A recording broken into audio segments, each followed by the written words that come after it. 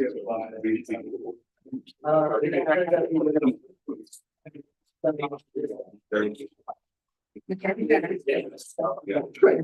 here, it's so in my head.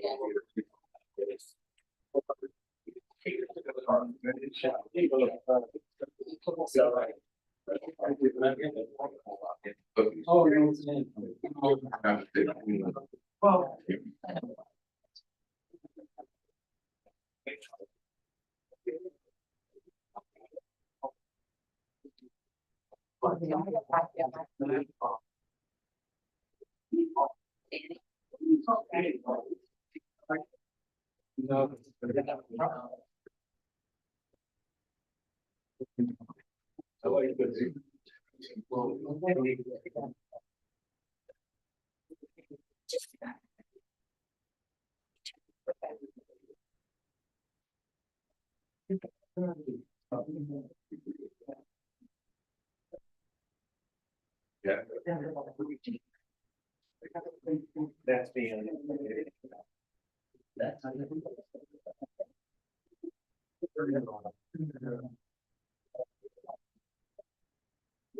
Yeah, you guys are telling. Let's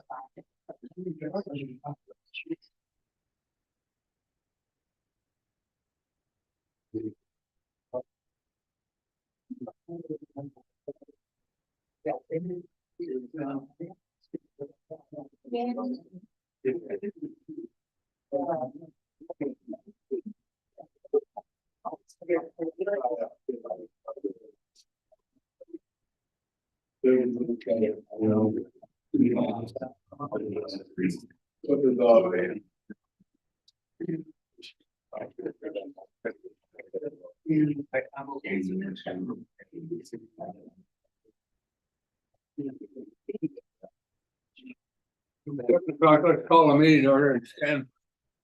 Pledge allegiance, please. I pledge allegiance.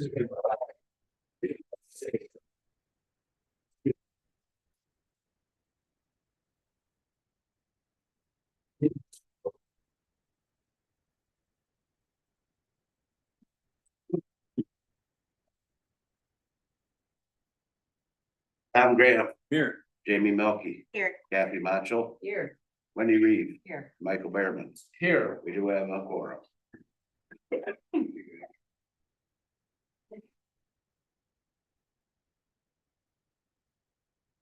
Any citizens like to comment at this time? Anything that's listed on the agenda? Yes, sir. Rick, Rick Tarchinsky, resident, 465 State Street. I actually live in Harbor Springs. I don't just claim to live here so I can bitch. A couple of things I'd like to talk about tonight, and the most important one is it's Michael's last day here. And I think he needs some recognition. He's been a wonderful public servant for many years as an administrator in our schools, as a member of the ZBA, as a member of this council, and a member of the planning commission, as well as what he does for the Olympics. He's a wonderful person, and we're going to miss him very much. I think since he's been on the council, he's done a great job, especially in the last 5-6 months, driving from the back seat. He's always comes prepared. He comes with very good questions, and he's also very concerned and listens to everybody.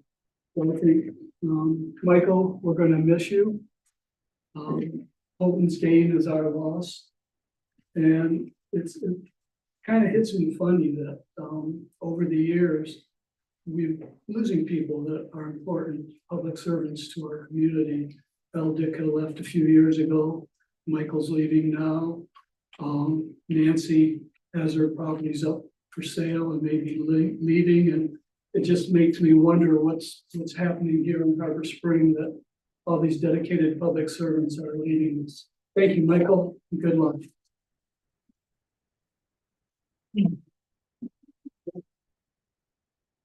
Well, I'll just make one brief comment, even though it's really not my turn, and I apologize. Thank you, Rick, you kind of stole my thunder because I was gonna make an announcement at the end of the meeting. But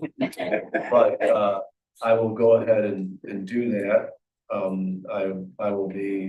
I have a brief announcement at the end of the meeting, but thank you, Rick. All right, Carter Williams, 355 East Bay Street. I noticed on the consent agenda that the bond issue is there. I would recommend we bring that into the main agenda. I think it just takes one of you to vote that. When we had the last meeting, there was no resolution of how we were going to pay for it. It strikes me that if we did a full assessment of the storm damage, there may be reasons to also plan other things, and that we should probably have more complete discussion on that before we bond ourselves into a $13 million cost. I would also recommend we have one agenda item sometime in the immediate future in which citizens can come forward and sort of comment on things from the storm as to whether there are other things that we can improve for response to get that kind of feedback. But a bond issue should not be on a consent agenda.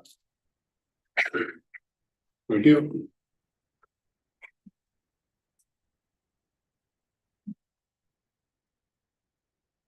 Oh, hi, Tiff Easterwood, just a block outside the city limits. And I wanted to talk about there's an item in the newsletter about the storm debris cleanup is over. And it just feels like the storm was 60 some days ago. And I think that newsletter, it says the spring storm cleanup ends on May 31st. So I feel like that was gonna happen anyway. And now that we're into the situation where the wind is still knocking trees down, especially in the city limits, it's very, very dry, very dry. And so to stop the storm cleanup, I don't know what options other citizens have. If you don't have a pickup truck, if, you know, we always talk about our aging population, and people can get out there and put the sticks on the street, but I feel like it's an essential city service, and 60 days isn't long enough to deal with storm cleanup from weather event of that magnitude. And the essential city service should be extended. And just as a side note, I just spent 3 of the last 4 years working in California, doling out $13.5 billion from for fire, paying the fire victims for Paradise and Santa Rosa. And brush fires can get out of hand in a heartbeat. And there was a Dixie fire in California that didn't burn very many properties, but it burned 1 million acres. And one guy could have put it out, but he didn't. They can just get out of hand so quickly. And so I'd like somebody to consider it, and just maybe to hear back at some point if it's ever considered, or if you just make comments here and then they just maybe never even get discussed. So that's my 2 cents for tonight. Thank you. Thank you. Would anyone else like to speak? Keith. Just real quick, we're having an open house at our police department tomorrow from 8 to 10, sponsored by the Chamber of Commerce as well as 96.3 Light FM. So just to remind everybody, it's open house, donuts from Johann's Coffee from 8 to 10. So hope to see you there. Thank you. Lucas, Director of the Department of Public Works. As far as the brush pickup goes, the city doesn't always have offered on the 3rd Tuesday of each month in the summertime brush pickup. So we will still pick it up throughout the summer. It's just on a designated day. So that's always an option. Thank you. Thanks, Lucas. Baskin, you should do that.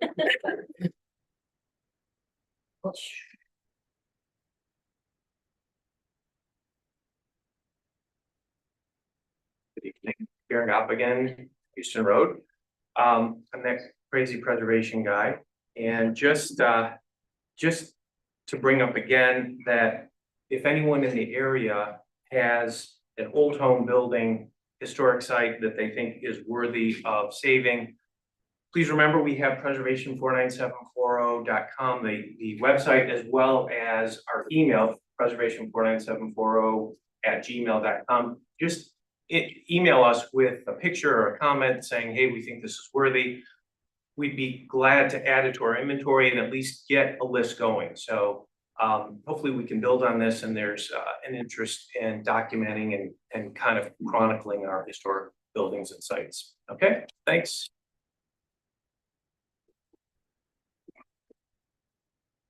Anyone else?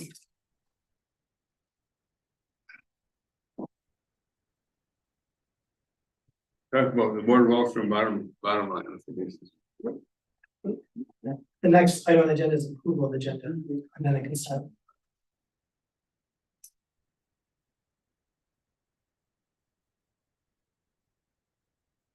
We got any comments on the board of the agenda?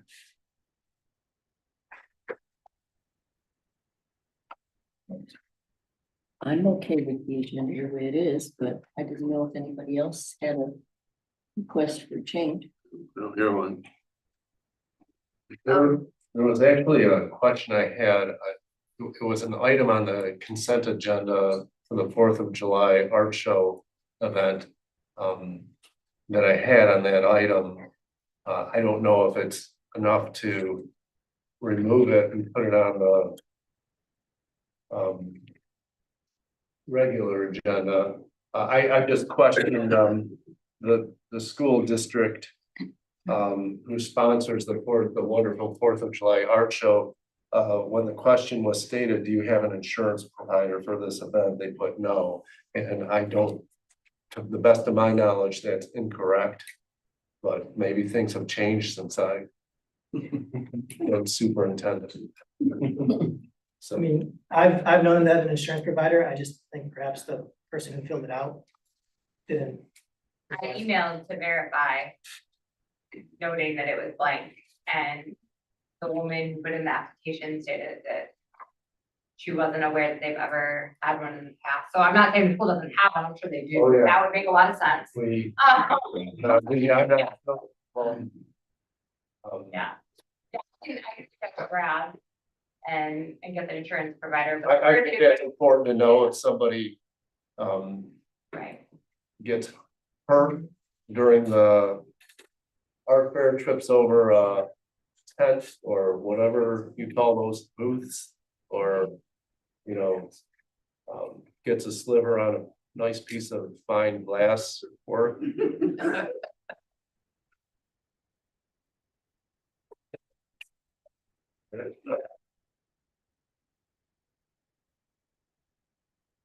I don't know if that's enough to remove it from the consent agenda. I'll reach out to Or Rod Fullerton, the assistant superintendent of business, might be a good one as well. Seg is their insurance company. That sound like, I'm just kidding. Yes, I'll I used to have their phone number memorized, not anymore.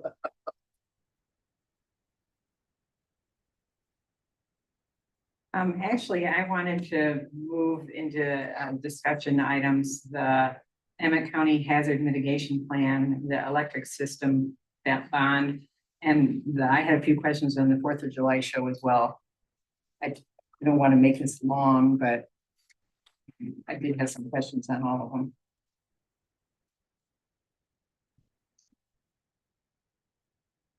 We need a motion separate for each one, or can we do it all? Well, if a council member wants a discussion on a consent agenda item, it should be moved to discussion item section. Okay. Yeah. Cool. So it doesn't need a vote? Yeah, so we'll add all those three to, I think we can just, you guys want them before the discussion items to discuss those, or after? You want them as E, F, and G, or you want them as A, B, and C? I think that's when you want to discuss them. I think you should put the bucket. I don't know, Wendy, did you have a preference? No. I guess I'd like to see the bond. If we're gonna talk about the bond, let's have that first. The other two, I think, can go at the end. Then we would just need an agenda or a motion to approve the agenda, removing those three items to the discussion section.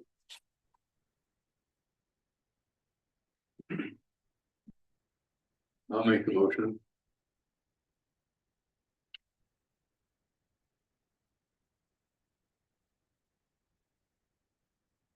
I'll second.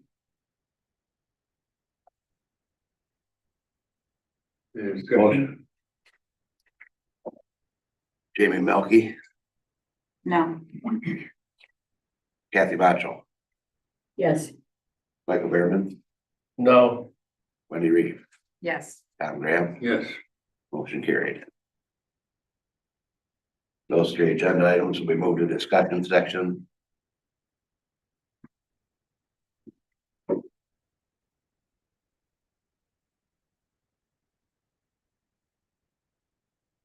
So the remaining items on the consent agenda are the minutes, the bills. I'll make a motion to approve the consent agenda. Second. All in favor? Aye. Opposed? Motion carried.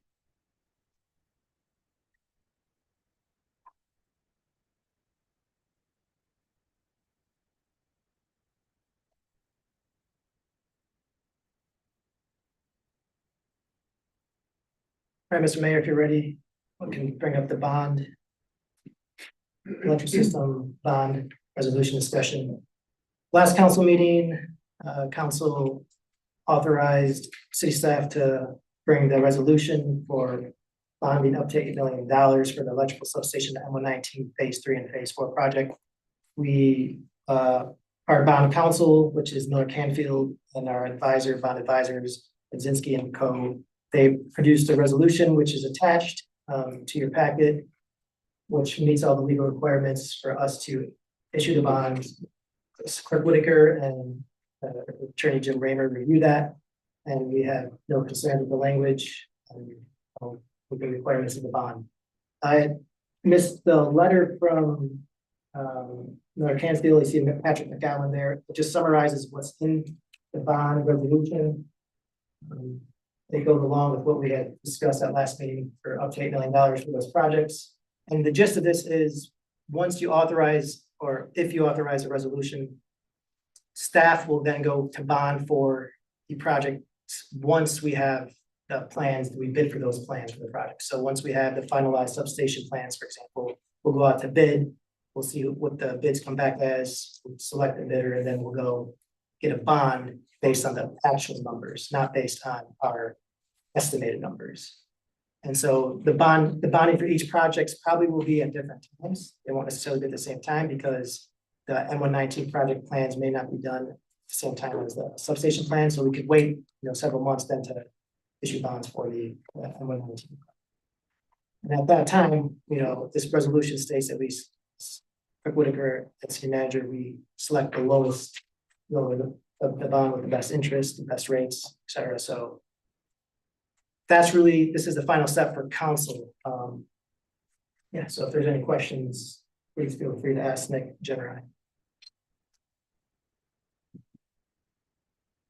So I guess my only question is being issued you said they could be issued separately, so we could end up with, let's say, 2 or 3 smaller bonds that total no more than 8 million. I think it would be a timing thing. They're based on I forget what the dollar amount they put in there. Each bond is 1,000. I don't even remember what they put. So I don't know that they would have to issue them all, sell them all at one time. Even if they did, if the interest rates were favorable at that time, it would just sit in a bond construction fund. But yes, once you start this process, you have 3 years to complete the project. Okay.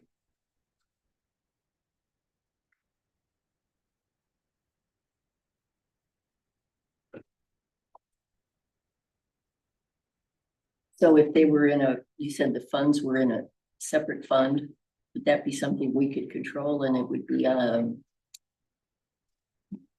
interest bearing? Carefully interest bearing, yes. Yeah, there would be a separate bank account, a separate fund within the city general fund, blah, blah, blah.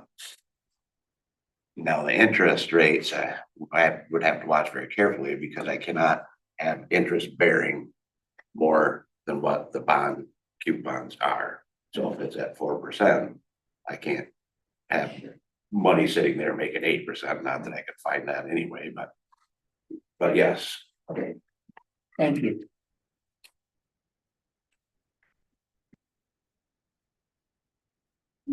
Any more comment on The bonding. So I'm wondering, do we have to bond the entire amount? I mean, we haven't really just. It was 4.6 million, 1.2 million, and 1.8, please. Were the three amounts we were borrowing for. Right. Could we just bond the 4.6 and then pay the 1.2 out of the 2.2 that we have currently? And then delay the 1.8? So the numbers were 6.7 million for the substation / transmission line project, which they are as one. And then it was $1.5 million approximately. Or is it $6.5 million for the substation and the transmission line, and then $1.5 million for the M119 phase 3 and phase 4 project. We have $2 million in our reserves. So to take us down to $500,000 in our reserves by not bonding for that extra money, if there's another instance like an ice storm or for cash flow purposes, we could be hurting. Yeah. If we dip into our reserves that deeply. But we still don't know how much money we spent on the ice storm. We have close estimates. We just have, I mean, we just received all the mutual aid. Invoices. Yeah. And I think not counting regular time hours, which is how we would have paid our employees anyway, I think we're at like 280,000 about in the electric fund, and the rest comes from the streets and general fund. So that's where we're at right now, but we're just waiting for a few more things. So the total would be somewhere around, 300 something thousand, 307. 307, I think Kathy had asked for the numbers earlier. I don't have them off the top of my head. I 307,000, not including the regular time that would have paid. Yeah, Would have paid, and we kept track of the regular time for FEMA reporting purposes, exactly. but not for extra costs. and we haven't heard anything from FEMA, so we don't know if they're ever going to give any of this. Well, I do have someone here who might know to speak to that a little bit. Matt, I'm sorry to call on you. So Matt, he is also here for the hazard mitigation plan. He's with the county, and he's been coordinating this Emmett County municipality responses to the ice storm. So Matt, thanks for being here. Thank you, Board. Matt Blythe, Emmett County Emergency Manager, and unfortunately local FEMA expert. No, absolutely nothing has come back from FEMA. We have applied for both individual assistance and public assistance. We have absolutely no guarantees at this time of getting anything out of the federal government, especially with the state of the federal government. On the state level, the disaster fund that the state maintains has been used up for the year between the ice storm and the tornadoes downstate. It's called Section 19 funding, and Michigan State Police Emergency Management Homeland Security Division, Michigan Department of Transportation, and DNR have used up all of the Section 19 funding for the entire year at this point. So being a semi-intelligent person, I would not suggest waiting or expecting anything out of the federal government at this point. We are hopeful that we will get something out of it. We've done our due diligence to make sure that we've dotted I's and crossed T's. Our submission to FEMA and the state submission to FEMA is good, but now we have to wait for the feds. Anything else? Any other question before we get into the rest of the hazard mitigation stuff? Thanks. Yep.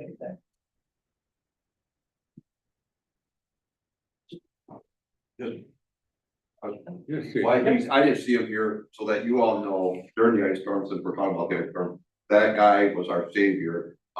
We met twice a day and I spoke about this earlier, and I just see him sitting there, but I just want to give him credit because none of you probably ever met Matt before, but that ice storm, and just to let you know, his mother passed away on the Saturday of that ice storm, and he drove up here and worked the whole week with his mother just passing away the day before this all crashed. The guy's very special, so just kudos to that. Thank you. Sorry for your loss. Man.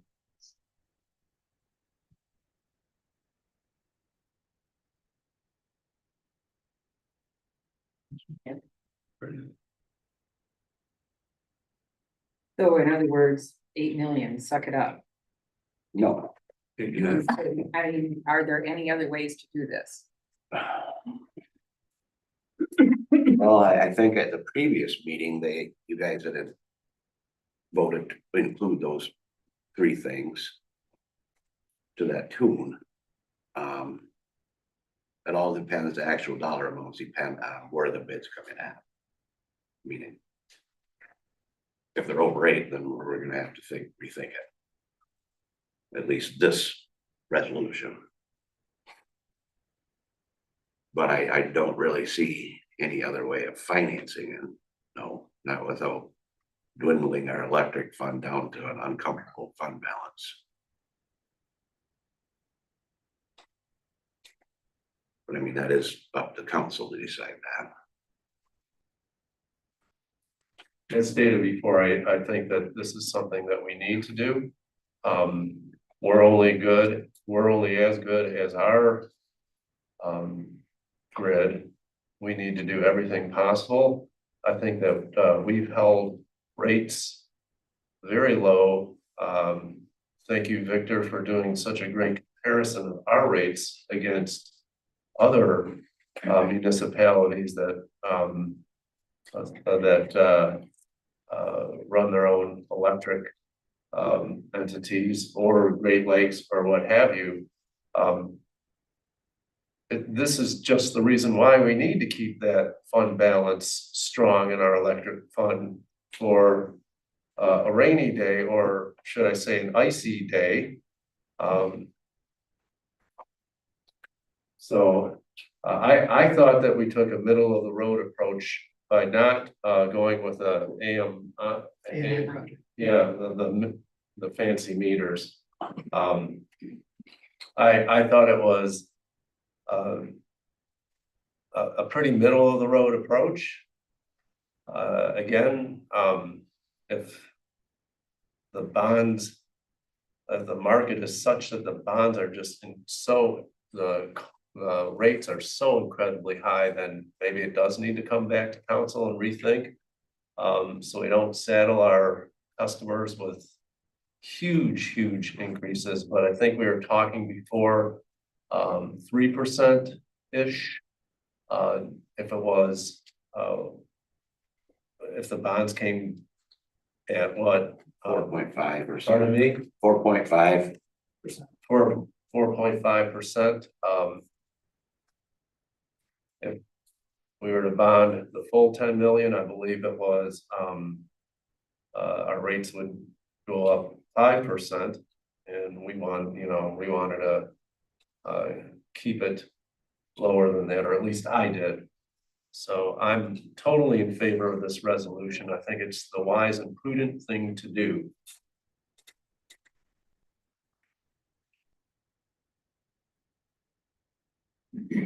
Thank you, Michael. We do have public comment if you want. Anybody in the audience like to comment on the bond proposal?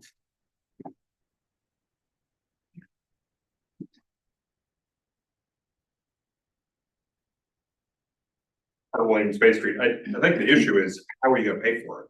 Like, the number is 10%, not 5%. To cover the cost of an $8 million bond. So before you approve it, you all should have an equal decision and comment on how you're going to pay for it. It's not, does it need to be done or not? It probably needs to be done. There's been more than enough work. You gotta pay for it somehow, and you can't do it out of the general budget, and you can't do it with a 3 or 5% increase. You gotta get a 10% increase. And if nobody wants a 10% increase, then you gotta still find out some way to pay for it. And you shouldn't approve the bond before you know what that is, and you have the information to make that decision. A rate adjustment, I don't think can occur until 2026. So all that process needs to be described to figure out how to pay for this. Thank you. Also, at the last meeting, we had sample structures of rate increases.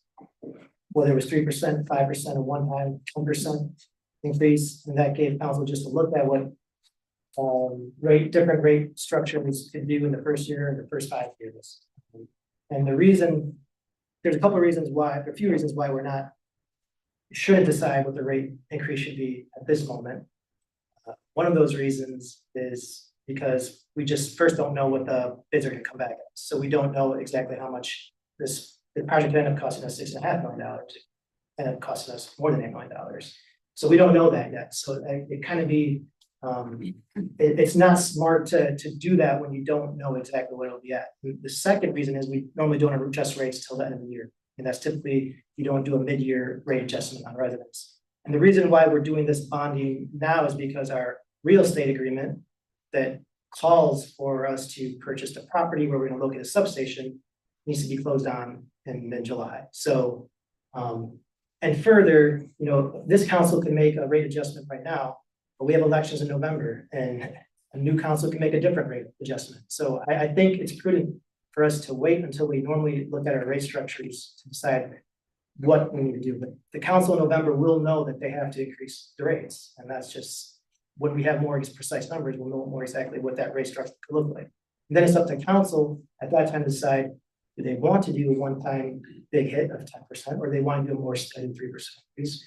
We showed the numbers last time that, you know, 3% increase would be, start out with losses from our electric fund and then eventually go into increases in our electric fund and increases in revenue. So there's all different ways council can do that, but I don't think it's necessary for us to decide a rate structure today in order to have authorized staff to go issue bonds. Thank you. Well, that being said, and then to Mr. Williams's comment, whoever's on council, you guys are here right now in front of us. This absolutely will require rate adjustments. And, you know, like Victor said, I mean, if we said, okay, it's exactly $8 million, we could figure it out if it was 7. I don't want to raise rates any more than we have to, but I want to make doggone certain that we're able to cover these payments. So just throwing that out there that a rate discussion will be a large topic of our budget. To both your point and Mr. Williams, I understand his concern, and I think we need to be looking at the rates and what our options are right away. I don't think we've got the time. I think we need to go ahead, and I'm in favor of the bond. However, we do have to look very carefully at all the rates. And I'm not sure what the best method is for that. If we want to have some kind of a working committee that works on the rates and really analyzes it. But I feel like that's something that we need to be discussing maybe starting next month. We did mention last time that possibility of doing another rate study, electric rate Okay, study. but I think that's the decision we need to make very soon, if we're gonna do that. And And the company that because our rates have been so low is my concern. we've been in contact with the utility financial services. They've done rate studies for us in the past and they're well aware of what's happening. But I mean, we would set rates.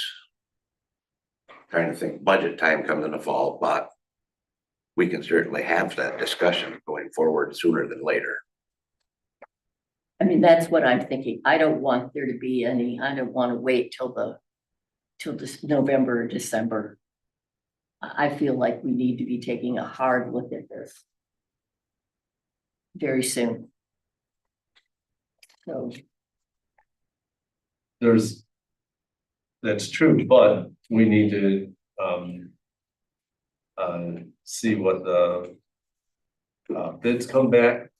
You know, there's certain things that we need to know to do that. The bids have to come back. We have to actually go through the process of selling bonds and, you know, seeing what the interest rates are. To do that prior to those activities seems to be, you know, way premature. We don't know the final cost for us. But I think as soon as those are knowns, then yeah, I think it's time to, you know, do it sooner rather than wait till budget season. We do have a hand on Zoom. Janice Elliott. Good evening, J.R. Elliott, City of Harbor Springs. Got a couple of questions, but first I want to say thank you to Councilmember Reeve and Matchell for bringing up budget questions. I feel like there's not enough of those comments and questions. So thanks for doing that. So I don't think it's whether we need it or whether we're worried about any potential storm damage in the future or about rate increases, which incidentally, I get confused listening because sometimes you're talking about increases in electric rates to the customer, and I'm concentrating on rates for the bond, which I'm very confused about how we end up getting an amount and then wait to shop. Like, it's kind of like putting the cart before the horse. I don't understand why we're not getting bids and then finding out how much it's going to cost and then shopping for bonds. Like, you shop for a house and it takes a while, and then you find the house that you want, and then you go to the bank and look at rates. So I don't know if it's just me who's confused about this, but I feel like not enough questions are being asked, and it's a hurry, hurry, hurry. So thanks for the council members who are speaking up, and thanks for citizens who are standing up and talking about this too, particularly Mr. Williams.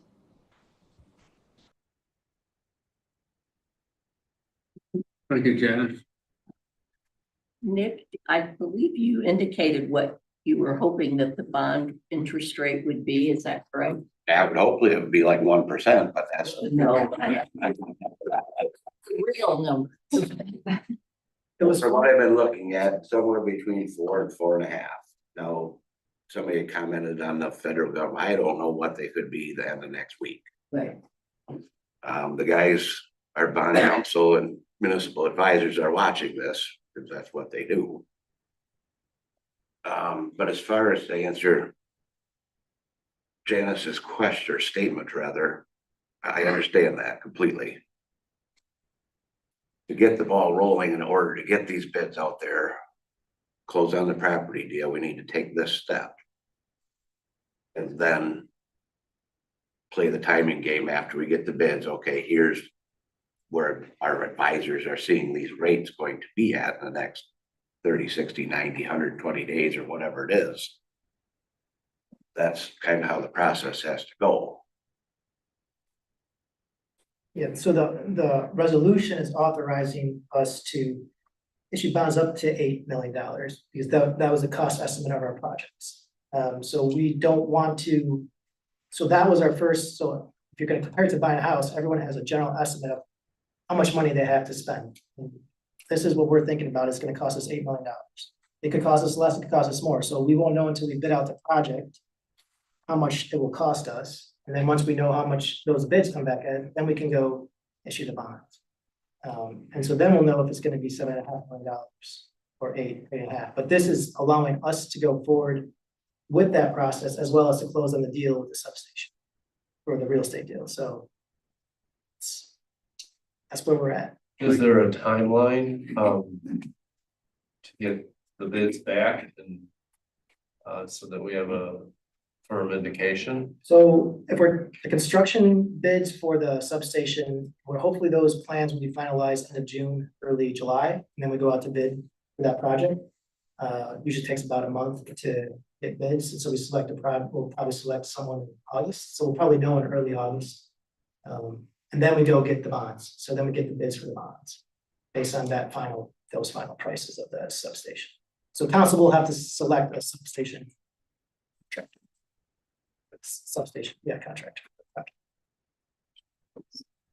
So would the interest rate then be determined at, let's say, August? Depending on the bid process, yeah, I would say around August. Well, I mean, assuming that Victor's estimate is correct. Yes. We're with that talking August, with that then assumption, that would be, yes. okay, thank you.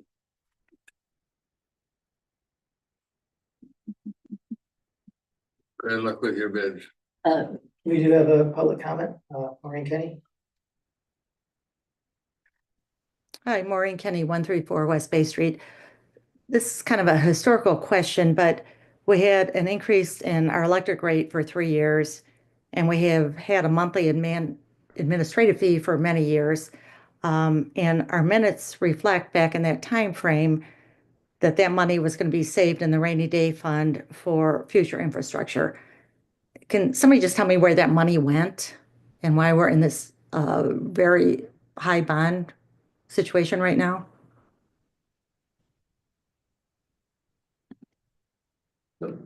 The money is still there. Yeah, I Is mean, that the 2.2 yeah, that's part of the fund fund balance? balance. So that, yes, I can see where it can be misunderstood. The fund balance that we had previously put in place of let's rate increase to get to this fund balance are for every year we do small projects, 50, 75, $100,000 a year projects that are underground utilities that need to go to some subdivision. I don't know, whatever they say we need at that point. So those are the kind of projects, something of this scale, even if we increased rates 2 years ago, we would be 10, 12, 15 years down the line before we had enough money saved. So this is an option to fund this large project and move forward, and there will be rate increases. You know, I've heard numbers, we did this 3 here, 3 here, 3 here. You know, in my mind as an accountant, not as somebody that wants to raise anybody's rates, I would come out of the gate at 12 or 15, but so I'm comfortable that we're gonna make those payments. But if this starts a 3-year process to do the construction before we start making payments on bonds, if we took, 3, 4, 5, whatever council comes up with here, hopefully July or August, and spread it over those few years to get some momentum going, that would be my second alternative. I this just relate back to capital planning, and I think it is like what we might have coming down. And so obviously we can't commit to a change tonight. But it's a management principle of, we know we have to do this project. We know there will be other projects 5 years from now, 7 years from now, 15 years from now, and doing the kind of forecast to properly get the rates in. We've been discounted rates because it's nice to do that to people. But that fails the responsibility, fiduciary responsibility. You're running a utility. It's, lowering here to benefit someone now. And so laying that roadmap out, just that we might as well get ahead of and start doing on a regular basis and calculate what the numbers would be. And it's not an instantaneous thing, but this project's gonna cost more, what we're bidding now or more likely. I don't think anything's going to happen. And there will be other projects that have to be done in 5 years that are not in the forecast. Right. I agree with that statement.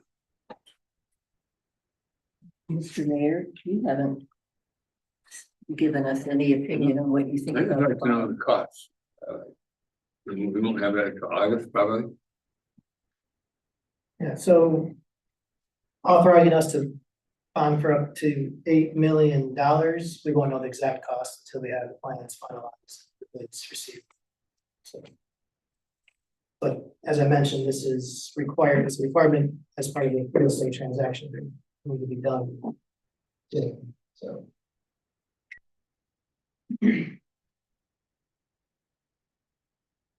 Finish up with this later in the year, I guess. Any more comments? I'd like to make a motion to approve the resolution as presented by our city manager for The bonding up to $8 million for the substation transmission lines and the phase 3 and 4 rebuild of F-119. I'll second. Any discussion on the board? Kathy Macho, Yes. Jamie Melky. Yes. Michael Behrman, Yes. Wendy Reeve, Yes. Tom Graham, Yes. motion carried. On to the discussion items. Ward, do you want to speak?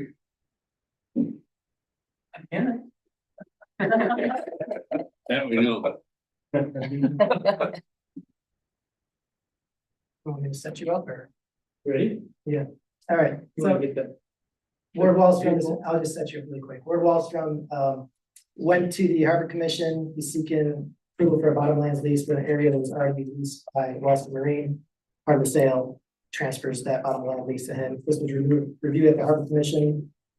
Ward has confirmed there will be no change in the use of the leased area. It's just merely a protocol has to follow with Eagle and the city code. So Ward, you can take it over, but I'll get your map on the screen right now. yeah, it's basically it's a bottomlands lease for a small portion of what has been leased over the years by Wallstrom Marine and to the state.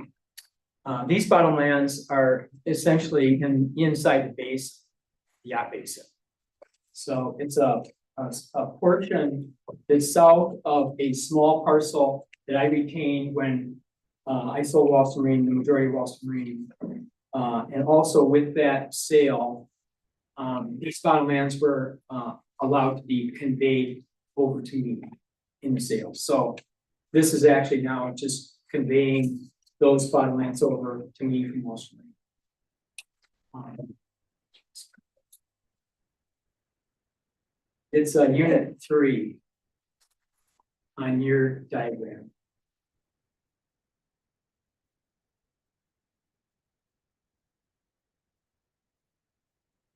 That's it. Yep, that's essentially it. The city code just requires, well, Eagle requires the city to review it, so an approval, so Ward can get his permit from Eagle, and our city code just requires, as we reviewed one of these previously with the Little Harbor Club, that there's no changes that would infringe upon the free, safe, and orderly navigation of watercraft harbor patrol area, and in this case, there's no addition or changes being made physically, so and Ward has demonstrated, you told the Harbor Commission there was no plans to make any changes. No. Yeah, so. And this is essentially just a change in ownership. Right, yeah. Okay.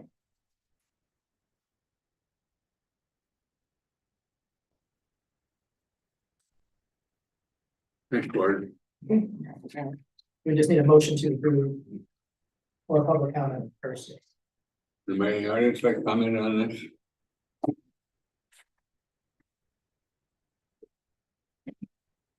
No, would like to make a motion? Okay.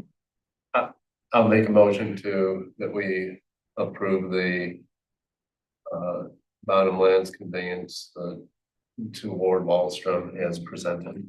I'll second.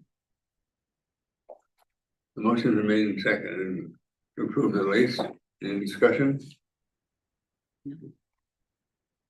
Wendy Reeve, Yes. Jamie Melky. Yes. Tom Graham, Yes. Kathy Macho, Yes. Michael Behrman, Yes. motion carried. Okay. The next item, Mr. Mayor, that is Kiwanis Park project, building alternatives.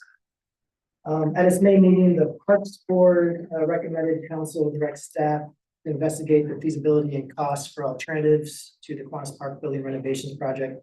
I probably read my memo, so I'll just summarize it here, but for several years, the city had remodeling and renovating Kiwanis Park building, along with potentially adding an ice rink and redoing the tow road. There used to be a tow road there, potentially doing a magic carpet, and just changes to Kiwanis Park in general.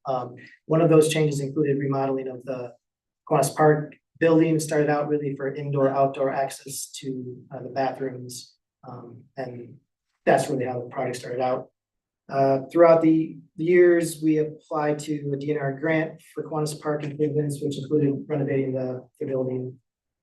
We didn't receive that grant money. We did receive a grant from Petoskey Community Foundation for the project, which included renovating the building, and we have $500,000 plus to work with that. So throughout this whole time, you know, the remodel renovations has been what has been discussed and presented to the public. However, it was discussed that with $500,000, the Parks Board thought maybe there'd be a better use of that money with a potentially new building, a modular. Perhaps we could have money left over for doing some other Kiwanis Park improvements. We don't know which, you know, if it'll be cheaper or not. We don't have that. We just haven't collected estimates. We do have an right now we are in contract with an architect to do designs. He's just wrapped up his preliminary designs, hasn't presented those designs yet. At this stage, what Parks Board is recommending is we look at alternatives to see if we could do a modular, what the cost estimates could be.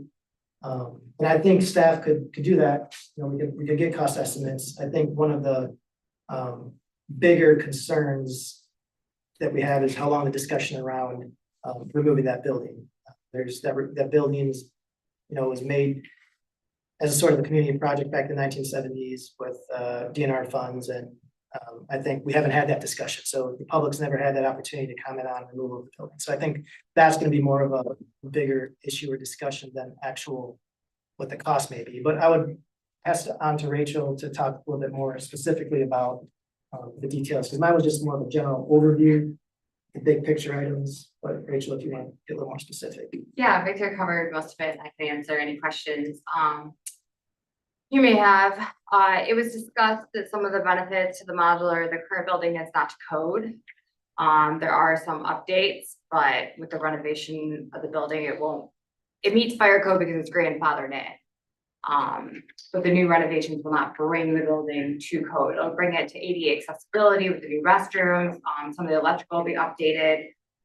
So it was thought there was $500,000 with the Parks Board.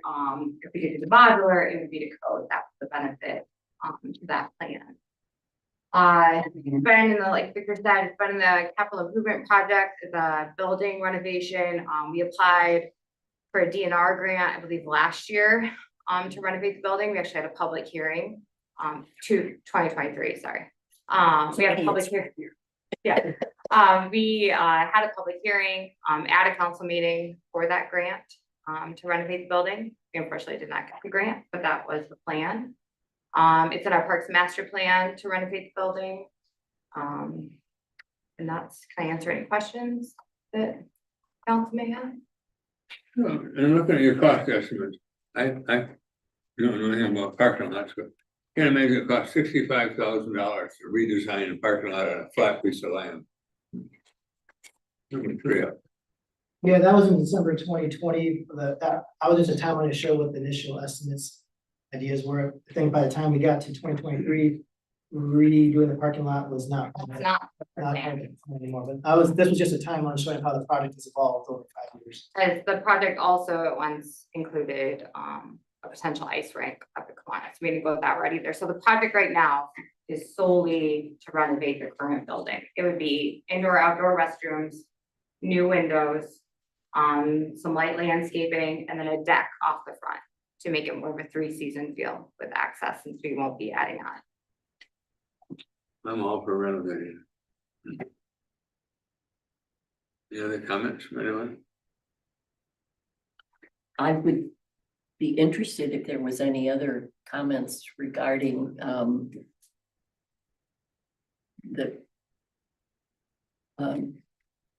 do I want to say? Just the should we be looking at modular and what the price is on that before we make this decision?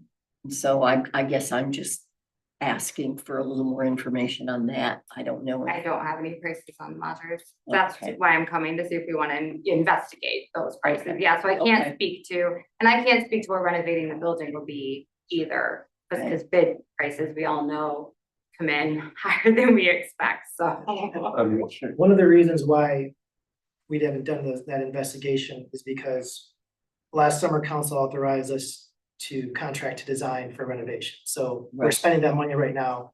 We don't want to go and spend time and money in the middle of that without council approval. When is, if we were to stay with the present course, when do we expect, we have, excuse me, you had mentioned, the architect has, finished up the preliminary plans, and is gonna present those, I would assume, and then the final plans that to go out to bid, how long, what's the timeline, do you think, on this whole process of getting bids back? So the contract with the foundation has the project needs to be completed by 2026. They are open to extending that. I did speak with them. But the thought was if we continued with the current process that we're in, with our RFP, we would bid it out this fall. So I guess.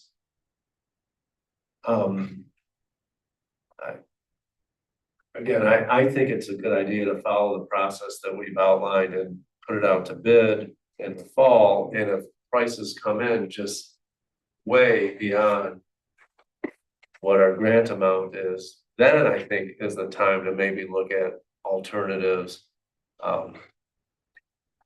Rather than stopping or slowing the project up now to look at alternatives, and I don't know, I guess I'm just thinking aloud. I'm interested to hear others' thoughts. Do you want to? Rachel, how many square feet would you build if you were gonna build new? Similar square footage, to be honest. The current building has an additional, I'm not sure what year was added, but a storage section onto it, which although we use, it's fairly useless. So during the renovation, we'd likely look at using that for a different purpose. So likely it would stay around the same square footage. Thank you. Do we know what that is off the top of your head? I'm not trying to put you on the spot. I just thought you might know. No. Somebody else. I think somewhere between, go ahead, I'm sorry. Just a quick question, Rachel. Would this take priority over completing the East Bluff Boardwalk, or is that no longer under first? Yeah, so we should explain that. So this was a $500,000 donation specifically for Kiwanis. Okay, So that so is you the can't only use it property we for- can use it at. Yep, correct. Got it. Thank you. What's the purpose for the building? Who are you expecting to be using it? We rent it out. People use it for graduations, holiday parties, birthday parties. We hold our sledding events up there in the winter. Parks does, and then we do some workshops. We just had a birdhouse workshop there this past Saturday with kids. How much has been spent on it so far? In the building? Yeah. Of the plans, I mean, you have some plans drawn up? Are you saying like how much you spent with the RFP with the architect? Yeah. As of right now? Yeah. He's at the preliminary design process, so I'd guess he's halfway there, so probably not quite halfway there yet, so probably $3,000-4,000 is my guess. I haven't added up. I don't know, Nick, if you had bills yet from him, but I think we spent any more than 10 grand. I can't remember how to pick up on the check, but prior to that, we haven't spent any money on Kiwanis Park in about 50 years. Or so. When you rent it out, what are you renting it out for? It's $100 deposit. And then they fill out a form. They come pick up the key, and then when they return the key, they get their deposit back. So right now, the deposits. it's not a revenue making. Yeah, clearly. That's why we said 500, it's supposed to be 100. Yeah. Yeah, we try and keep the application process simple. It's really difficult, especially in this area, to find a place to host birthday parties, graduations, things like that. And during the holidays, we get a lot of families that can't host, 20 or more people, so they'll bring like Thanksgiving dinner up there and plug in crock pots and hopefully not blow a fuse. So yeah, so the building is definitely utilized quite a bit, especially in the upcoming years, now that we've posted about it more and held more events. You said kitchenette in Mark's plan, but you didn't mention the kitchen in this, so you're not upgrading the kitchen. And it's the scope of work. You said indoor outdoor bathrooms, new windows and a deck on the front. Yeah, it's not gonna be a commercial kitchen. That is one of the requests that we've had from some renters. To be utilized some equipment instead of taking out like a bunch of crock pots for their dinner. So it wouldn't be a commercial sized kitchen by any means. But you're still trying to put in a kitchen. Correct.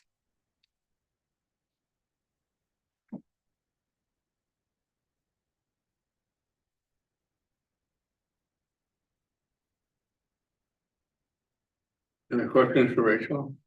I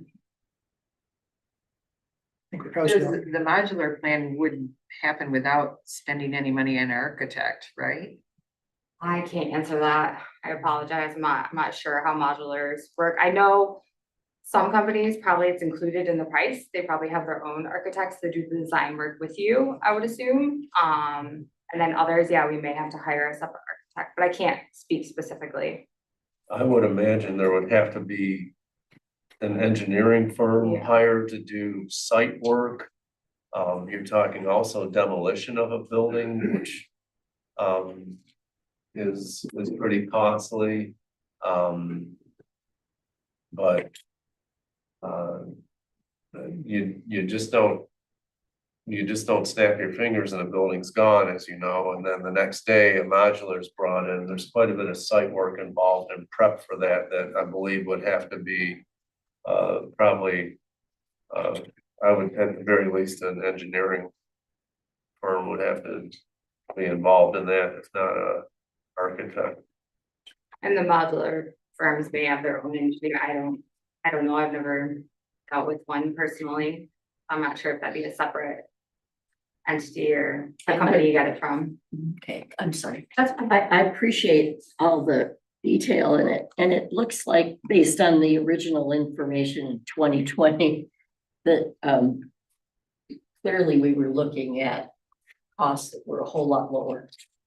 Yeah. And so There was, finally, it was only the bathrooms that really at that time, $65,000 was. but I mean, it's like, so I think we started remodeling, thinking we're just doing a few things, and we kept with this remodeling thing, plan all along, and now the question has come up, do we want to go ahead? And I guess my question is, should we be looking at, should we be looking at, some kind of a modular option? I don't know how much additional time it would take. And it sounds like maybe we've got a little bit of a break on the timing because of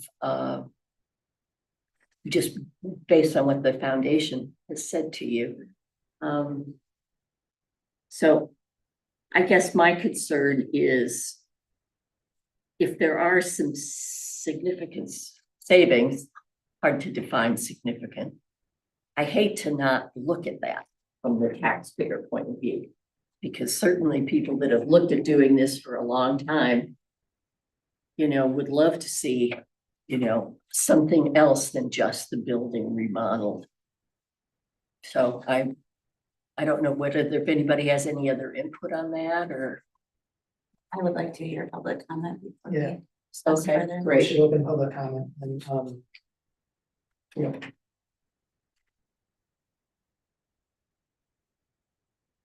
Good evening, sorry. Good evening, Mr. Mayor and members of the council. I don't know if my public comment will help at all, but my name is Danny Ruddard and my family and I live full-time at 480 East Main Street here in Harbor Springs. This evening, I'm speaking to you on behalf of the Harbor Springs Parks Board, where I'm proud to serve as the board's vice chair. So as you know, we're an advisory board that we don't have any power to really do anything except for you have asked us to look at some of these issues and to provide you advice and counsel on some of the things that come before you, so you don't have to spend as much time in this meeting talking about all the things. It's, a lot of your boards are that way and are geared towards giving you some good advice, or at least some folks who are spending some time on it. Our job is to help you do your job, basically, is how it works. So in that, trying to fulfill that role, the board at last month's meeting, we discussed the opportunity of this generous grant to Kiwanis Park, and it's $500,000. It's a lot of grant money that we're going to be able to use at a park that really gets a lot of use. It's not taxpayer money. It doesn't come from the city taxpayers. That's not coming out of city coffers. It was a grant that was won for this purpose. So that's all great. What happened at the meeting is we were asked if we didn't see the architect's drawing. The architect didn't come to, we weren't able to ask him any questions, and we didn't have a cost estimate. And what we were asked is, okay, is that, do you still want to do the renovation of the building? And it gave us some pause, because $500,000 is a lot of money. And we didn't know how much this, whatever plan that we hadn't seen done by an architect we couldn't talk to, and information we didn't have, we didn't know how much it was going to cost. And given the marina issue that we've had at the Harbor Master Hut, well, we just felt that maybe we should stop, ask some more questions, and get some more information. That includes, it's not limited to just asking this modular idea. Part of it is asking about, okay, what is it that the architect is proposing we do with our $500,000, and how much is it going to cost? We're just trying to do some due diligence by asking some questions. And what staff told us that we needed to do was to come to council, because they couldn't spend their time, rightfully so, helping us get some of these answers and coming up with some of the, trying to get some better information without asking council to say, you should go and help the Parks Board do this. So that's what we've come to do, is to ask you for some staff time, basically, between now and in the summer. Maybe we have a meeting next week that we're going to talk about this, but just to get our hands around it. $500,000 is a lot of money to put into a 50-year-old building. That will still be a 50-year-old building when we get done. It will have new wiring potentially, but not new sprinklers, which is fine. That's what we're trying to work on. We just don't know what we don't know. And that is what we had around the table in a 7-0 unanimous decision to say, please, council, help us by helping us get some information so we can come and give you some good information. We just want to do our due diligence, do by the folks who donated the money, make sure we get this project right, because it's that's what we came to ask you to do, is to help us get some information, think a little bit more about it, and come back to you with some better options. Thank you. Thank you, Dave. We do have Janice Elliott on Zoom, and for people on Zoom, if you do want to comment, remember you can raise your hand, your Zoom hand. Hi, J.R. Elliott, Harbor Springs. I've got a couple questions. It is a $500,000 grant, and I don't know who wrote the grant, or if there's grant stipulations and where the money should go specifically. I've got background in manufactured homes, and I can tell you there's local people that do it. You pick a design from a book. They take care of site prep. They'll dig your basement for you. They'll do all the infrastructure and include in the price. So you can pick and choose what you need. It's a wonderful shopping experience. Not knowing the square footage, that probably should be figured out. Second point is, I'm hearing from Councilman Behrman, about demolition. So, and I'm kind of confused about that. Is it getting demoed? Is it getting revamped? Because when we talk about bringing in manufactured units, then it sounds like it's getting demoed. So how does the community feel about that 1970s building that looks like, I don't know what it looks like, a log cabin? And there's cheap ways to move places, or to bring the fire department in and have them quickly set it afire. I don't know. But I'm really inspired that people are thinking about cheaper ways to go, like modular or manufactured home. It's really quite easy to shop for those. Thank you for considering cheaper ways, and having a balance left to take care of other things that need to be done too. Lastly, I'm struck that it's not a revenue producing place, and yet lots of money is going into it. I know when we used to ski there with the ski rope, there was activity and it was a warming place, but it sounds like it's basically rental now. Okay, thank you.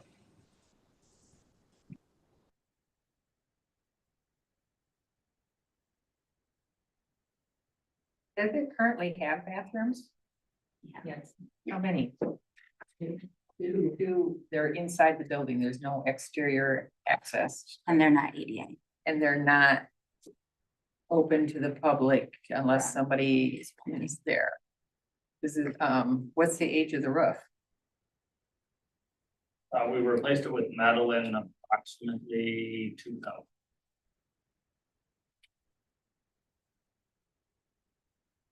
Is it heated? Yes, it has electric heat.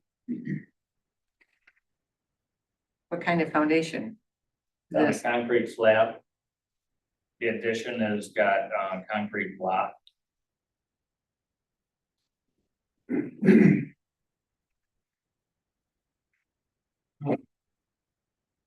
What would the rental income be, potentially? If the demand is, as Rachel said, what could the income potentially be?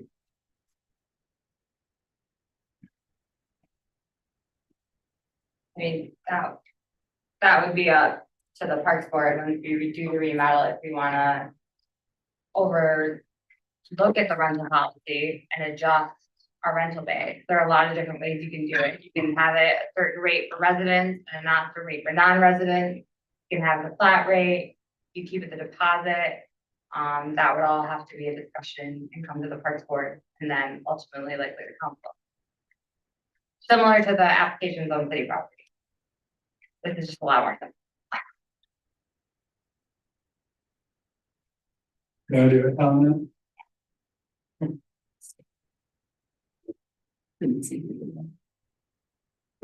Hey, I'm Dawson Moore. I'm Dawson Moore. I live at 7759 Marion Drive over in West Traverse. I'll just give you my 2 cents as a user of Kiwanis. My family goes there all the time. We disc golf there. We go to the sledding events, the sledding and s'mores events. We've been to birthday parties there. I'm the guy doing some of the craft classes and stuff up there. I think it's an awesome place that, I think Kiwanis in general is a very cool place. It has a lot to offer the families that live in town between the disc golf and the playground. I know there's gonna be some updates to the disc golf course, which the course is already pretty great. I know there's gonna be some meaningful updates there to make it even better. The playground seems great to me. I've never gone there and thought that this playground needs updating or anything. Bathrooms would be awesome from a parent's perspective, having young kids there. There's just porta potties available, which are kind of a bummer, but so indoor, outdoor bathroom access would be amazing. But the building is a really cool building. I've been teaching classes there. I think I've done about 10 starting in February through the spring here, or the last one was the birdhouse one was mentioned. And it's been a great facility. There's bathrooms in there. It was almost too warm most of the time in the winter. It's very well heated. And it was a great space for those kinds of events. I've seen it function really well for the sledding and s'more events. And as far as being a source of revenue, some of these things are meant to be a service to the community. And I don't think that everything that the city provides the community has to be a transaction in nature. I will say this, I mean, I've seen a lot of birthday parties and other events there. And these are not families, they're having it there because they can't. I mean, a lot of times, I think a big part of the equation is because they can't afford to have it. at other places that, you know, people are paying a lot of money to have birthday parties and things. And, you know, I'm doing my classes there. I do my classes for free. So I don't see how I could really offer free classes if I had to rent it, for instance. I know my mom grew up here. I know it's a common spot for them to hold the high school reunions every year. You know, I think it's one of those things that makes Harbor Springs special and like a really neat place to live. I don't it's really cool to have a place like that anyone in our community can use, whether they're of means or not, doesn't matter. Everyone can use it equally. Everyone can have a cool birthday party for their kids, whether it's using the playground or a lot of winter birthdays, get to use the sledding hill and stuff. I just think it's an amazing resource for families in the community. And the current building has a real charm to it. And the layout is conducive for public events.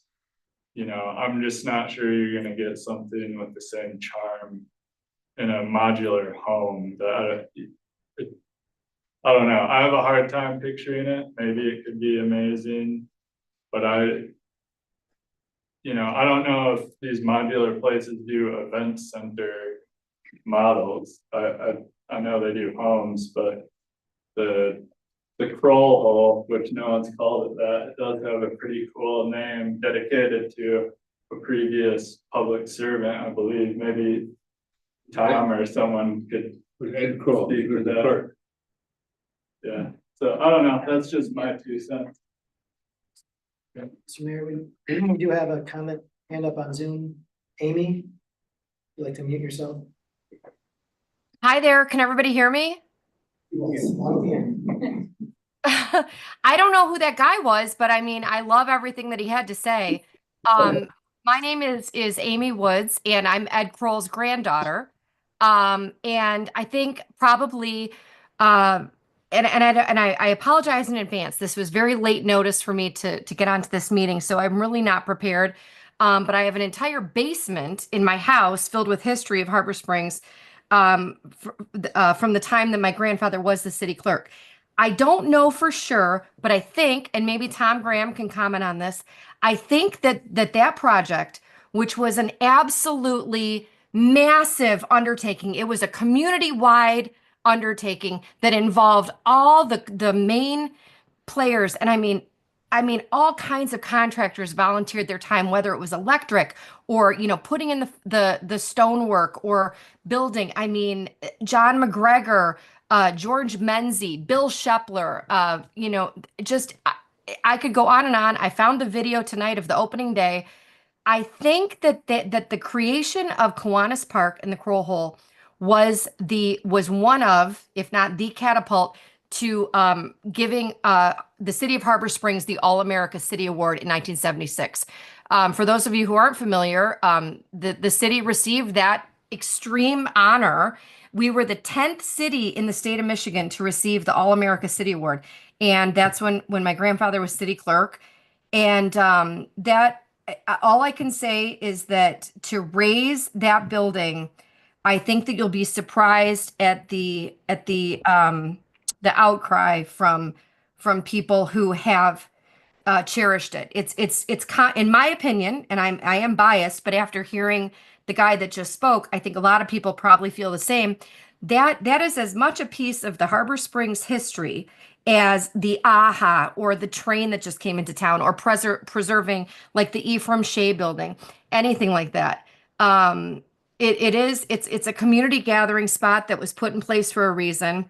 It has character, it has charm. I'd love to see an ice skating rink there. I'd lve to see it grow versus raised. And when I hear the word modular, I'm without words, to be honest. I can't even fathom that a charming log structure like that has withstood 50 years would be raised for a modular building of any type. That saddens me incredibly. But at any event, I don't know. I'm gonna gather up the history that I have. I'm standing here right now. I've got with me the Governor's Award Commission for Distinguished Public Employees, which was presented to my grandfather in 1976.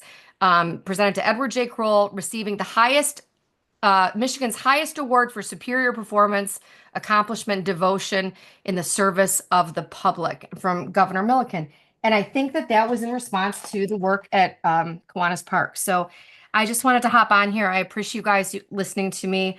I'm going to follow this up with a letter just to kind of voice my opinion on this. But I think that those who aren't familiar with the history of that building will be surprised to learn how important it is to a lot of residents. So thank you for your time. Thank you, Amy.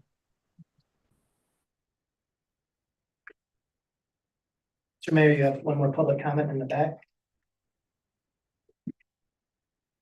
Yes, really quick. So it warms my heart to your preservation. I love that from Dawson and Amy. The only thing I would say, and I don't have a dog or pony in this race because I haven't been to Kiwanis Park for a while, but I love that there's a history and a love for it. So that's good. That tells me there is a need for that preservation in our town. The only thing I would say is think about at least covering our costs for private events. I love what Dawson said about public, and I get that there definitely are less fortunate people in the community. This is a great place, but can we at least cover our costs on private events? Not like Dawson's teaching, but if you're having a Thanksgiving dinner there, let's try to at least cover costs, maybe not make money, but cover our costs, if that makes sense. Thanks.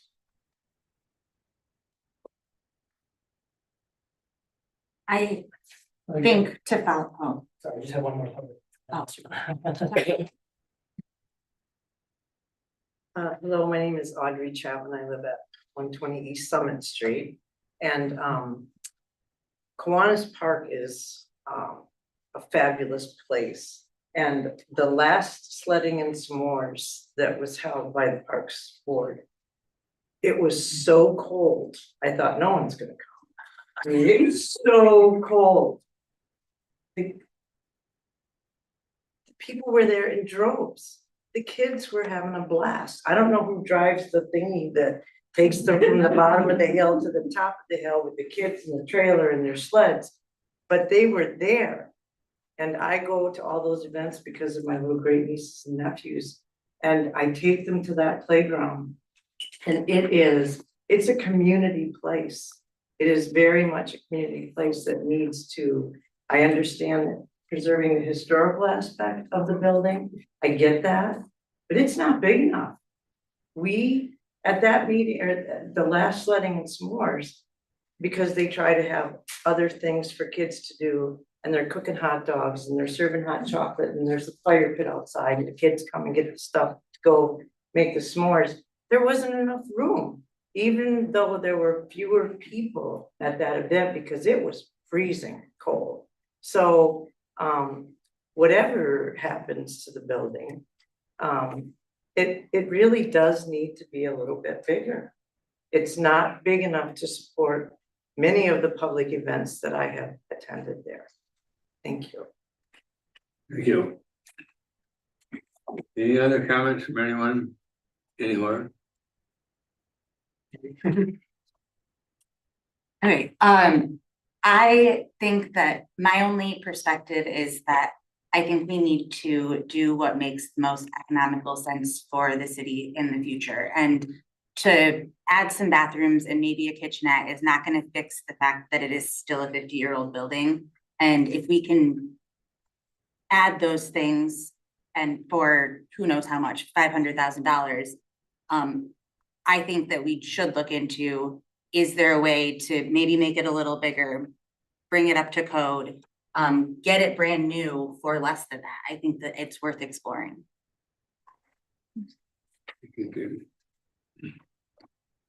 I'm all for preservation myself. I don't go there much, but I've been there with my grandkids. And nobody knows, but I actually donated part of that Kiwanis Park. If you look where the road code jogs at the bottom there, they were encroaching on property I owned, and so I donated that little chunk. Long time ago. Any other questions on Kiwanis Park? I move that, we, suggest, I'm not sure exactly what wording that you guys might want to have, but that, the staff and or the Parks Board was, be tasked to look at the best alternatives to use our, $500,000, whether that be, the current remodel plan or whether it be, looking at a new structure of some sort. Is that, I hope I correctly worded the. Yeah, the Parks Board recommendation was just to authorize staff to look at alternatives, including Exactly. modular and potentially other buildings. I would just want That's my to, yeah, recommendation. that's your recommendation. I just, for a seconds, I just want to say that we will have to, when we bring you, if that's the way you want to go, we bring cost estimates, and it's gonna be more ranges. We have $500,000. We do not know when we go out to bid. For example, if we did renovations, what those bids could come back. They can come back much higher than 500,000, they can come back much lower. So for a $500,000 project, not many people bid on those types of projects, especially big players, because they are, it's a small project. You know, they're working on multi-million-dollar homes. So I don't know how competitive the bidding process will be. So, but I just want to put that out there that, you know, we won't be able to get you specifics. We won't be able to say this is the best because we just won't know exactly, but we can get you cost ranges potentially. So that's what we can bring. My experience remodeling estimates is you get 3 bids, then add them up. I will second. Not too far off, I hope. Got a motion by Kathy Macho and second by Jamie Milky. Michael Behrman, Yes. Jamie Milky. Yes. Tom Graham, Yes. Kathy Macho. Wendy Lee. I'm the only one, I'm not sure what the motion is. The motion to have staff along with the Parks Board move forward with looking at alternatives and cost estimates for multiple avenues. Did I summarize that correctly, I Kathy? mean, I think that's fine. So the Parks Board recommended council direct staff to investigate the feasibility and cost for alternatives to the Kiwanis Park building renovation project, including modular. So that, I think that's a fine representation. I'm not sure what I'm voting. I want to renovate the existing building. So I think they're asking to build a modular or investigate. No, just That's what Jada investigate modular. everything, cost of remodel, cost of Okay. We should look at all of our options. Yes. all options. So yeah, motion carries.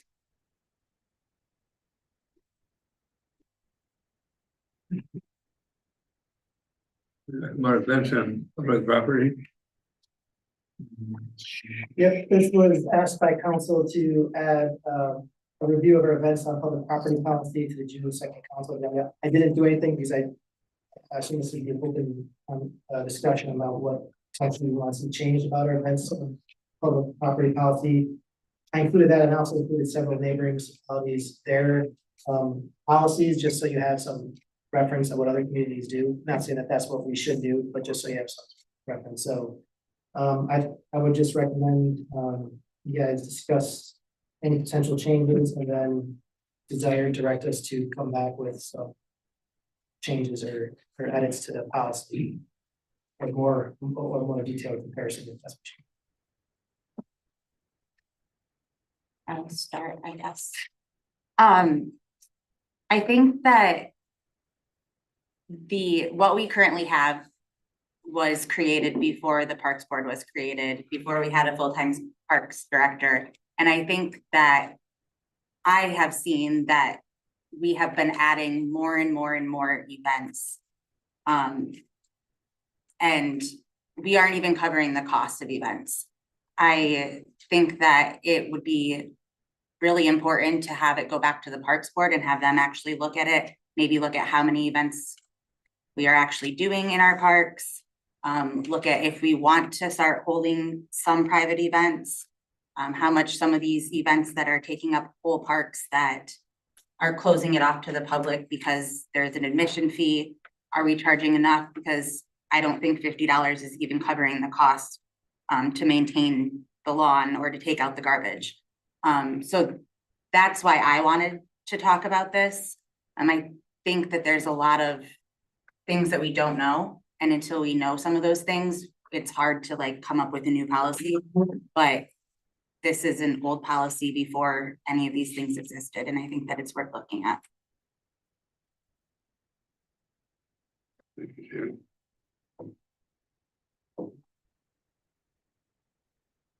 I second. Was that a motion? No, it was just my statement. I mean, it could be a motion unless there's more discussion. I read through, I won't say I read in detail every application that Victor put in the package. There's a lot. And there's obviously a lot of the cities around here have faced similar issues to ours, though most of those cities are bigger. So I think this is worth looking at. I don't want to beat it to death, but I think it's a good idea to review our process and review the form that we use. I thought there were a lot of good ideas, without listing any of them specifically, I thought there were a lot of good ideas in just what the different cities did. There's some, other options, other possibilities, and I think it's a good thing to look at. About the cost, I'm not sure. I understand there are certain times I think that the public property should be available for the residents generally. And so I think I want to be careful about what we charge. But I do think it's worth looking at the value of these items.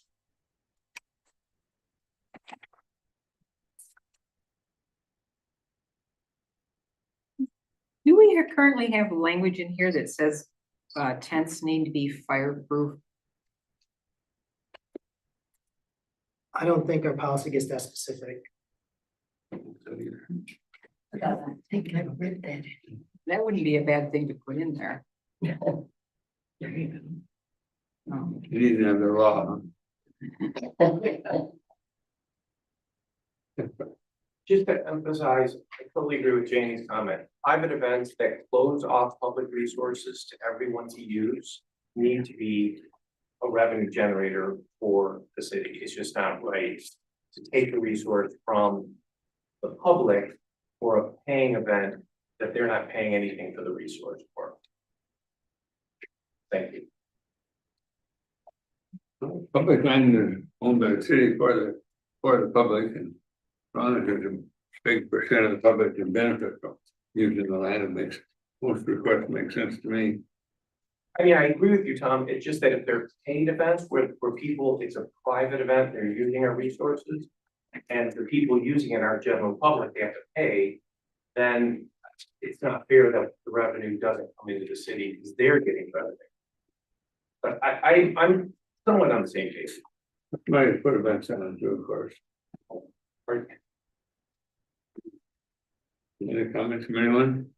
Yeah, Victor? yeah, I'll a few things. Let me just get this back on the screen, but the puck died, sorry about that.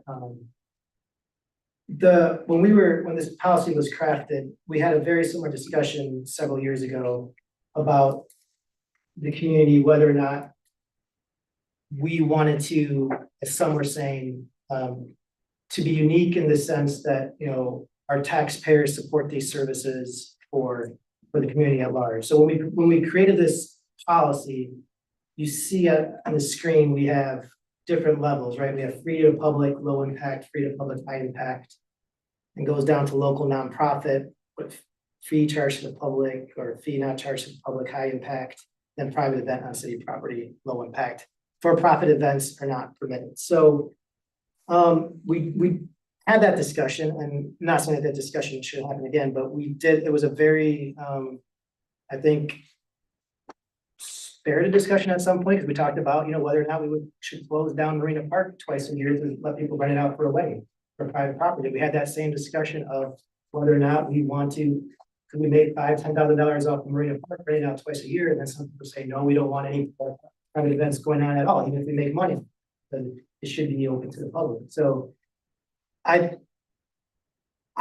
think it's worth investigating, especially comparing, but at the same time, I think, we hear a lot about what makes Harbor Springs different and unique, and part of our taxpayer monies does go to support these things. Now, if we were talking about covering costs, there's so many events. 4th of July is a great example. And the 4th of July parade, the fireworks, we have all our police staff working 24/7 that day, basically. And, do we have a policy that we charge them equal as we charge other events because or do we make exceptions, like Sarasota Charlevoix has exemptions for certain events? I mean, it could get very detailed. But the more broad strokes the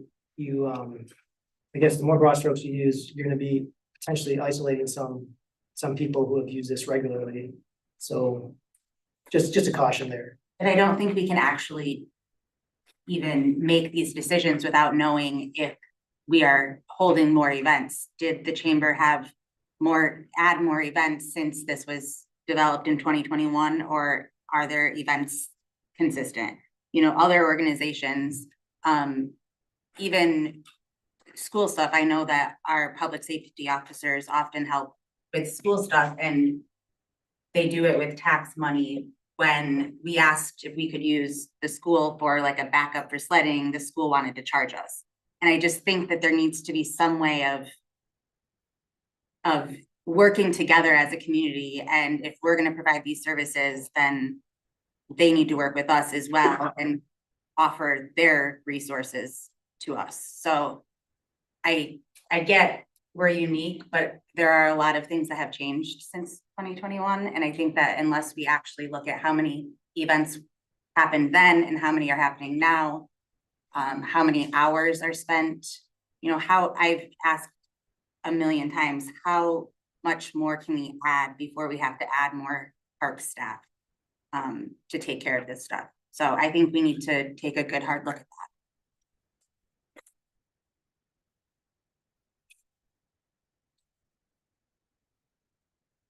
Just getting us back. Technical difficulty. No, someone wanted to put a remote mouse in there on my charger for the pucks, which automatically charges the pucks. I apologize about that.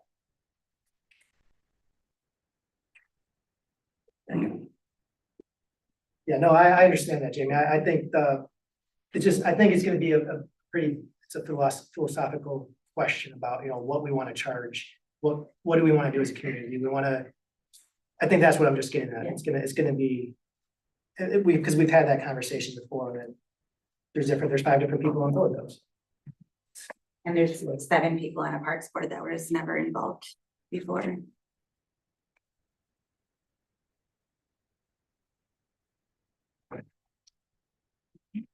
So I don't know if you need a motion or consensus or.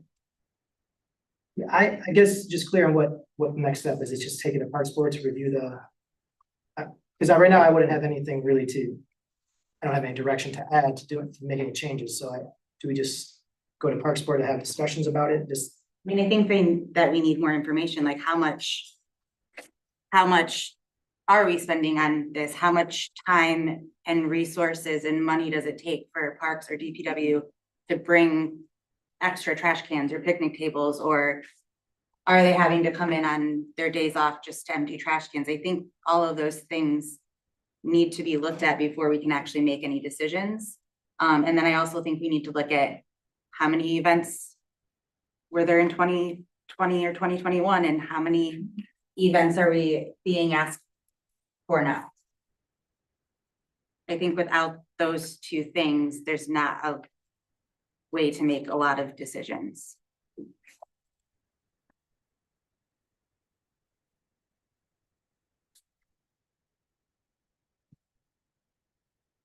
someone's gotta come up with a recommendation of fees for everything. Parks Board should be able to do that, couldn't they? Yeah, Parks Boards would make recommendations that council could. I think that makes sense. I wouldn't think we need a motion on something like this, just to by consensus have it sent back to the Parks Board to look at usages, how many events, how it's grown or shrunk or whatever it may be, and then report back to you guys. So we did.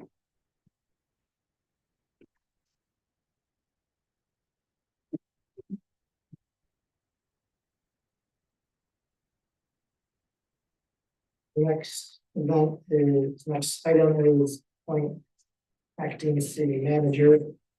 Let me get to that really quick. We have a lot of pages though. Victor, we gotta remember, we have 2 other agenda items that we pulled off. I didn't know if you wanted. Yeah, no, I have. Move down. It will be added to the end of the discussion section.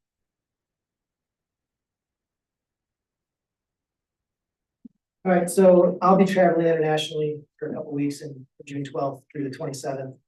And in the past, I've traveled domestically and there was no need to appoint an acting city manager simply because I was available. I probably won't be available readily, time difference, et cetera. And if, in case there's an emergency, I think there should be someone in charge just to authorize emergency spending or make an emergency fix or something like that. So I don't really, all the other duties that would come across my plate can, as in previously has happened, just get divvied up between other staff members. But I think we should have someone that can make a emergency decision in case of emergency. So I recommend that, you know, it's up to council. You don't have to appoint an acting city manager. You can, if you want, it's up to you. But I recommend Lucas Banerjee, our DPW director. He's been with the city full-time 18 years. He has his hands in practically every single thing except the police. He does streets, water, electric, administrative stuff, folks. So, and he'll be bringing a discussion on shooting a loader at the next June 16th meeting anyway, so I'll be here for that. So it's just my recommendation, but it's up to council. It will just be from that period, June 12th to June 26th. I'll be back in the country June 27th. Does that mean he gets to run the meeting? I think it'll be split. We'll get it done. I would make a motion to appoint Lucas Banerjee the acting city manager for those dates. I second. Any discussion?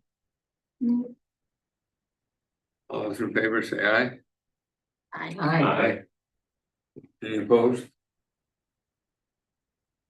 Lucas will discuss salary later. All right, so the next item then is the hazard mitigation plan. Let me get to that. So I know, council pulled this from the consent agenda, but essentially, and Matthew can correct me, I'm sorry you have to wait so long, but you correct me where I'm wrong, but, the city of Harbor Springs, approved the hazard mitigation plan back in 2017 in February. The plan is created, whole public process is handled by the county. We are mentioning there just because they identify certain hazards, they identify projects that we've worked on, potential projects that are in our capital improvements planning that we may work on. In their plan, they include a few strategies which talk about maintaining our sewer and water infrastructure.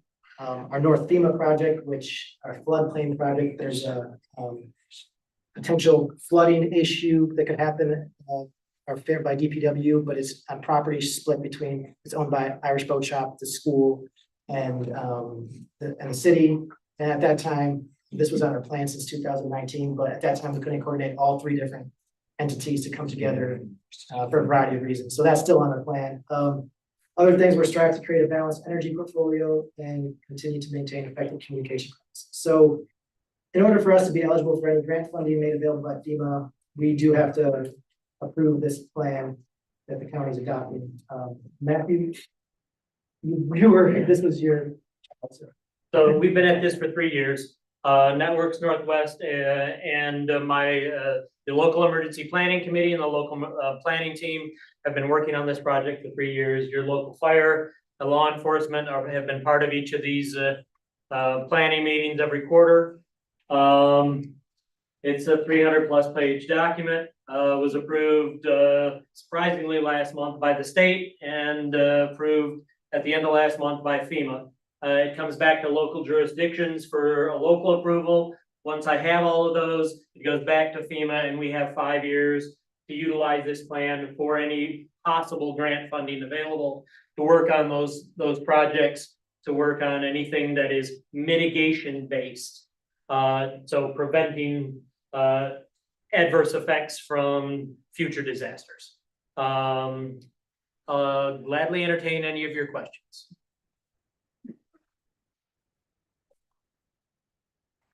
You read all 300 pages, right? Yes, I helped write all 300 pages. So what has to happen to the Fairview shade drain floodplain and it hasn't happened.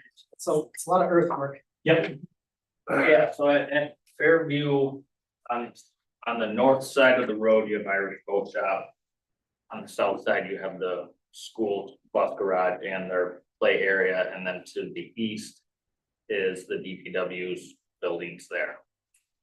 Right in between where they store Irish Boat Shop boats and the bus garage, that's a high spot in the floodplain that comes from up by Points North, and it would flow there. So essentially, Fairview is a dam. And then if it does make it over Fairview, then the bus garage and the driveway to the bus garage is a dam. So the mitigation project that we had put together was to lower the road, Fairview, and then also lower the driveway to the bus garage, so it then could continue its natural path in between the two schools, and then follow the shade drain under Lake Street, under Arbor Street, and then under Pine. Additionally, because this did come before the school about 4 or 5 years ago, a rather large swale of about 30 to 50 feet would be dug through the school's field back there. But there's a little basketball court there that would have to be removed. And so the water would have a pathway down towards the shade drain. So that's through the Blackbird School playground. No, through the Shea playground The area. Ottawa School playground. Pardon me, I mean, the Ottawa School playground or the Blackbird School playground?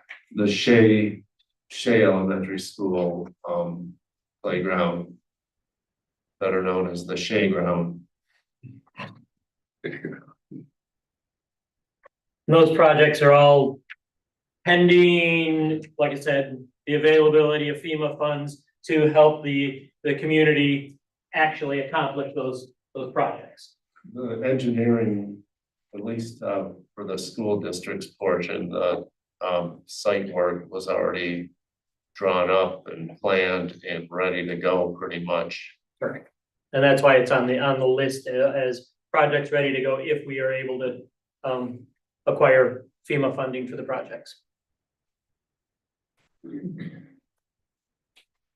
Really, approval of this plan makes us eligible for any of that federal funding for hazard mitigation plans. Don't approve the plan, I can't give you FEMA money even if it's there. It's that simple. There's our motivation. How many people here remember the last time we had a flood with spring runoff?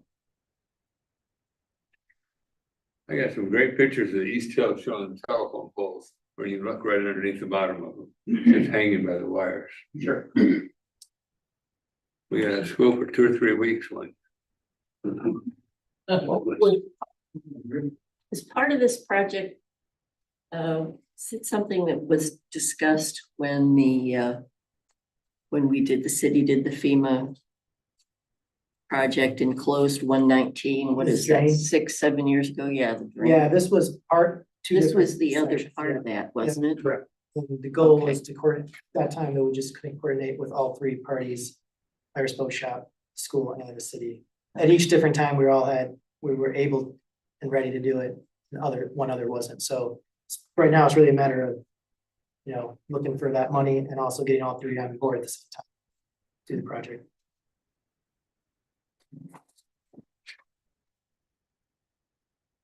Any other questions for this young man?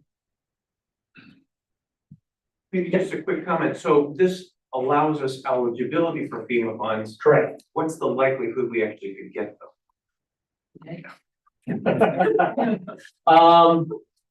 I wish I had a crystal ball that could tell me what FEMA was going to do within the next 5 years. I don't. If the funds become available, we're gonna work towards those projects. That I can guarantee for you. Predicting what the federal government's gonna do, now and in another 3 years. I'm not willing to do that.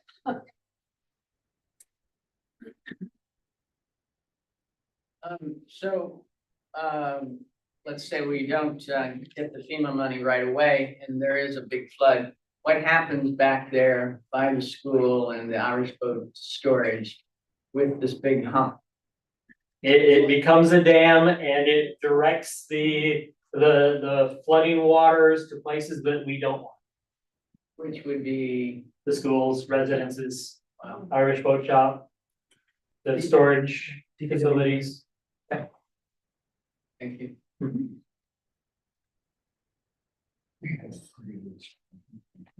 I think the last flood were affected by Irishes. The Napa buildings on the state road. Right. The ones inside they would. Other questions? Thank you very much. Thank you. I would make a motion to approve the attached resolution adopting the 2025 Emmett County Hazard Mitigation Plan 5-year update. Second. We have discussion on the motion. Kathy Macho, Yes. Wendy Reeve, Yes. Jamie Milky. Yes. Don Graham, Yes. Michael Bearman, Yes. motion carried. Thank you. Thank you, Matt, for being here for 2. All right, the last item for discussion was a 4th of July art event. The school is hosting. And so, yes, this was an event that happens every year. It's the 49th annual 4th of July art show. It's gonna be from 9 to 4 p.m. Of course, they need time to set up, so they've asked for more time than 9 to 4 p.m. So set up and take down. They anticipate somewhere around 80 artists participating this year, which has been standard for the past few years. We reviewed this and there's been no major concerns or no major changes from last year, aside from, of course, the library insurance question that's been brought up. I assume we'll review whatever they did last year, so Rachel will follow. The superintendent? Yeah. Yep, or Rod. So the tents are set up the day before, aren't they? They are not. They do it that morning? We put an officer down there first thing in the morning to organize it all. They can't show up, I believe, till 7 o'clock. It's in that ballpark, 6 or 7. We have an officer station down there since I've been here, and I know we're on fire of that. Well, they're asking for 5:30 on this. Then maybe they moved it up this year. And then it doesn't open until 9, so I'm wondering why we need to set up at 5:30 a.m. because it's a holiday weekend and there's people who live on both sides of that park, and that's a hardship on them.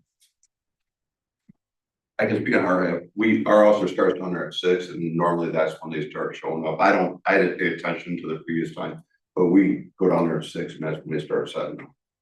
And basically we're there just to direct traffic because we allow them to double park on Main Street because you have 75 vendors trying to get in there. Where our receptions.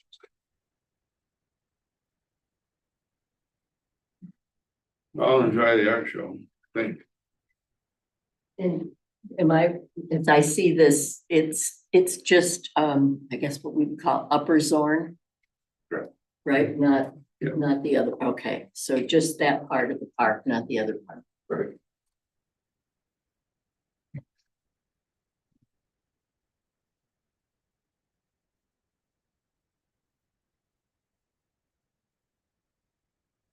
I helped somebody set up a tent in rain one year and it's not always easy. So I understand the 5:30, 6 o'clock.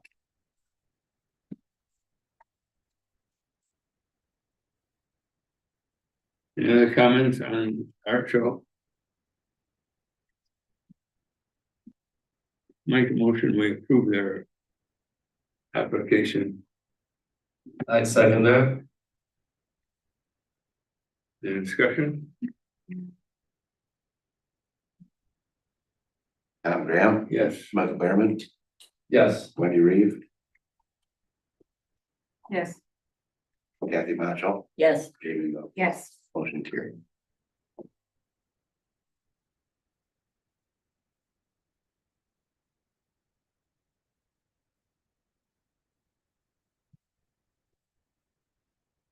We go down to our new city manager.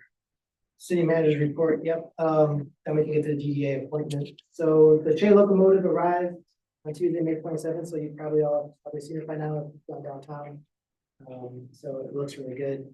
We did mail out boardwalk donation letters last week. The next month we'll organize a silent auction with some already donated materials from businesses that we have, items and social media posts. So we're gonna see over the next couple months how we do getting toward our goal. If you notice, we've been out of Ford Park, the driveway has been widened, that project that we had, it looks really good. And we have, of course, many more updates in the June newsletter that you've probably all seen. Of course, we are increasing with our social media and our internet presence, so that is good. And as far as projects, meetings that I've had, they've both been around MPPA related activities. So if you have Calcasas CT project committee meeting. Combustion turbine is one of our projects that we have, and now they're looking at changing the nature of that project as it kind of weans off of its existing. Then energy waste reduction, Public Act 2029 roundtable discussion. The state has different mandates for energy waste reduction requirements. We already participated in that through MPPA, Franklin Energy. Now the state's requiring us either to go with the state program or continue down, do it ourselves, but we contract with the MPPA to manage that for us. So we'll have more updates on that. But it's just a lot of discussions at the MPPA on electric stuff. Those are usually my meetings. MPPAs. Any questions about city activities? If the boardwalk donation is gonna go ahead, can DPW get the boardwalk reopened in the next sometime this month? So that's, you had authorized to do us. I don't know, Lucas, where you're at, getting materials, organizing what you guys. Yeah, I think now that the spring cleanup is completed, we will have a little bit extra time. Granted, we are still kind of 4 weeks behind on everything, stuff, all the line striping, doing things, but yeah, we'll get it before the board.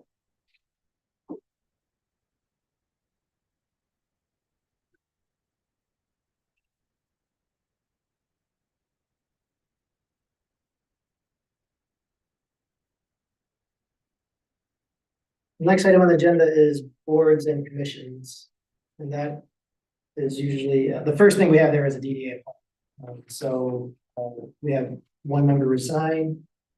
In the DDA, we received 4 applicants. The qualifications to serve on the DDA are in the memo. The mayor appoints a DDA member, council has to confirm, so we have 4 names there. Mr. Mayor, if you'd like to make a recommendation, and then the council can vote I'd on like it. to nominate Bob Tillman to take the open seat on the DDA.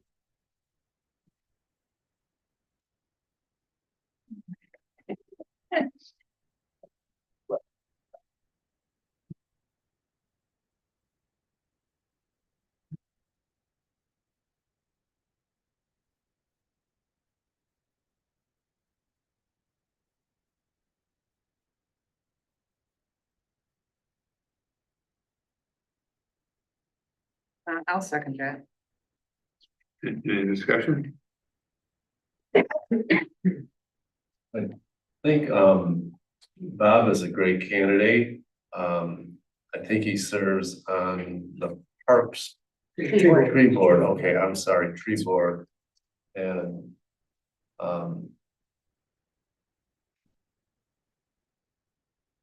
I guess, do we have any other good qualified candidates that don't serve on any board? To the extent possible, I know we try to do that, doesn't always happen.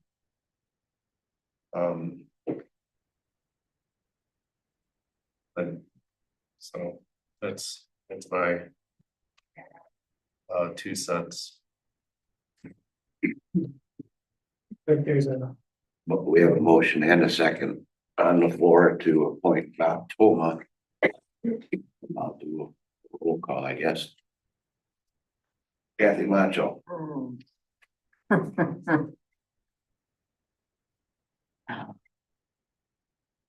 Yes. Jamie Melky, No. Wendy Reeve, Yes. Michael Behrman,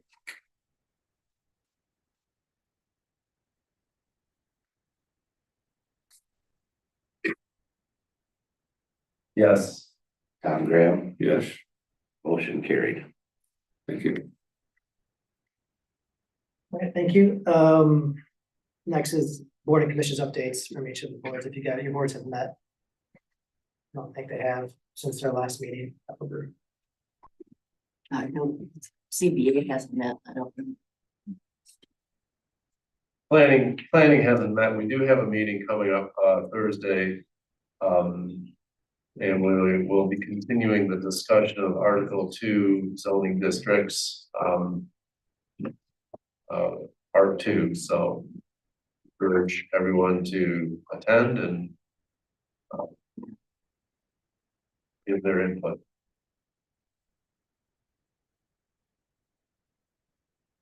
Any other comment? In the audience? City council over new business. Move on. Well, first of all, I'd like to thank Rick for those nice comments. Thank you very much. Like anyone else, just do my best. Probably made a lot of mistakes along the way, but the intent was always good. But at the city council meeting on April 21st, 2025, I announced that my family and I would be relocating to Houghton to better support our daughter, son-in-law, and grandchild. I also indicated that in a short period of time, our house would be put up for sale and I would resign from my position on city council. That time has now arrived. We will be moving on June 11th, and consequently, I will be resigning my seat on city council following the conclusion of tonight's meeting.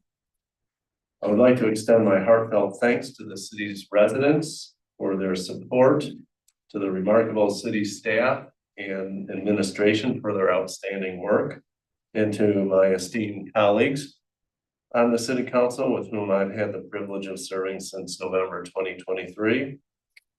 I wish the city and community continued success, and as many people have expressed to me, including me, Harbor Springs is a very special place and I will miss it dearly. Thank you.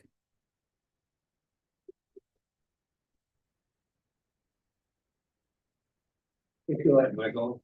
Thank you. Great to see you.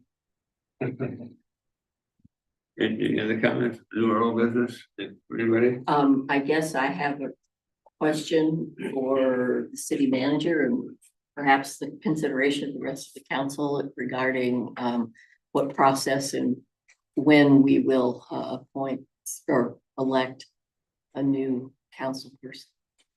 Yeah, so there's multiple ways council can, the remaining council members can decide how to do this. I would recommend that we advertise and take applications just like we do for boards and commissions, and then have a special meeting probably in early July.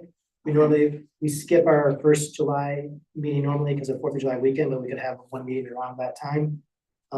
Advertising Harbor Light, whoever's gonna fill the role would be filling it for, there'd be about 7 regular meetings left that they would have to attend. So that'd be my recommendation. If council wants to have a further discussion about the process, they don't like that process, maybe at our hold a special meeting or have at our next June 15th meeting, talk about different process. In the past, when a member, I think died on council, they formed a search committee. But with only 7 regular meetings left, I think that'd be just a long process to form a search committee. And I think we have an application process that they didn't have back then. So I think that would be the best way to go forward. There are other alternatives. You can look at previous years' election results, et cetera. But I'm sorry, but I can't remember how long.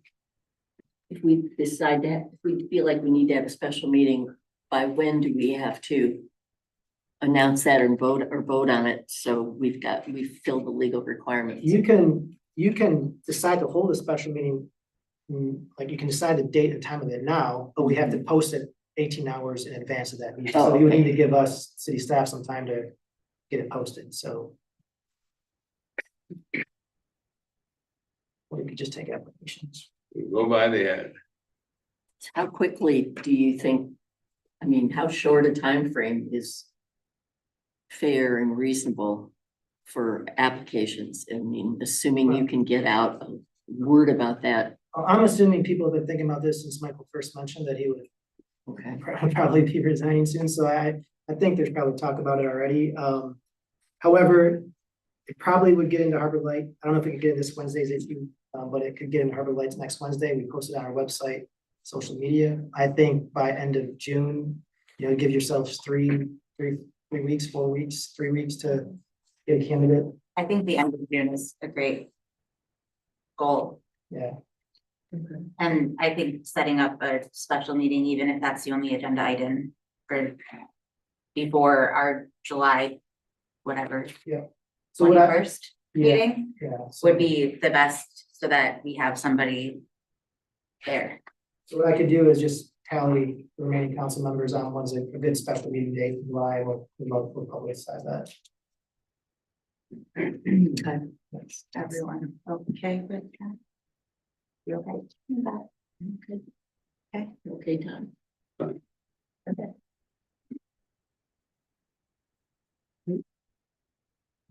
Somebody raised their hand. That's good. If you're done with that subject, I just, one more thing. Well, I've got time to hear from you.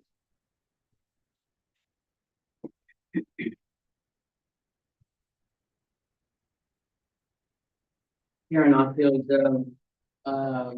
West Traverse Township. So in talking about the appointments of people, I'm curious, for the DDA appointment. There was a young woman by the name of Natalie Stackhouse, and I tried to Google her. The applications weren't involved in the package. And so I'm wondering also if the DDA themselves had any recommendations as to who they would like for their new member.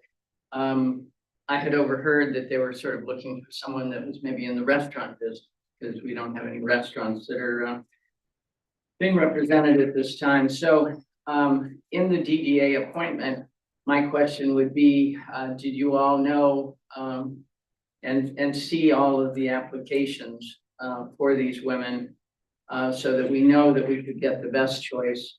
Because the DDA, after attending almost all of the meetings, is a really important body of our community. Thank you. City council receives all applications. I don't publicize them because they have personal information on them, including their. We did receive this guy.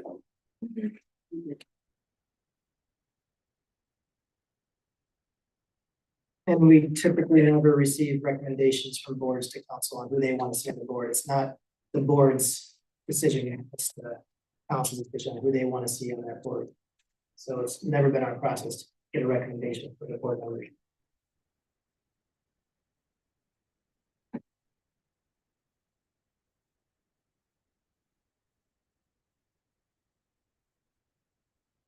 But you know, somebody wants to talk about.